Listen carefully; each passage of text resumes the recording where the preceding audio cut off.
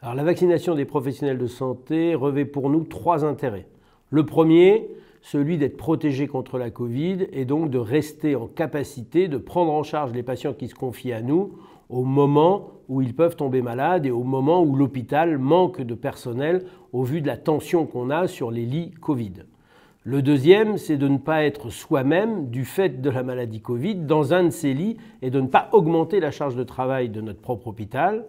Et la troisième, qui est au moins aussi importante, c'est qu'il me paraît à la fois naturel et pédagogique qu'un professionnel de santé qui va recommander aux gens de se vacciner soit en capacité de leur dire « j'ai confiance dans le vaccin, je l'ai fait moi-même, je vous recommande de vous vacciner, faites-le, il n'y a aucun risque, la preuve, moi-même je suis vacciné ».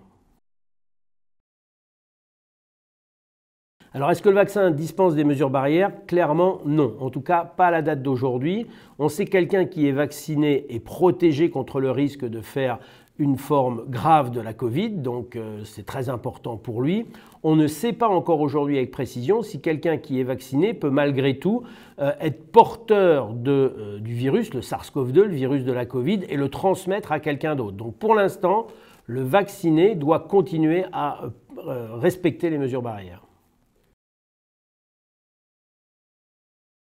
Alors, dans l'état actuel des choses, et c'est quelque chose qui est assez en évolution, en tout cas, quand on vaccine, en général, 15 jours après, à peu près, apparaissent les anticorps.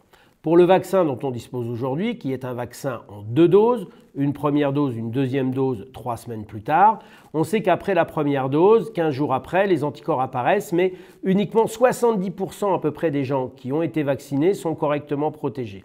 Et la deuxième dose permet d'augmenter cette capacité à 95%, d'où l'intérêt aujourd'hui d'avoir les 2 doses. Mais après une dose, il se passe déjà quelque chose et quelque chose de très positif.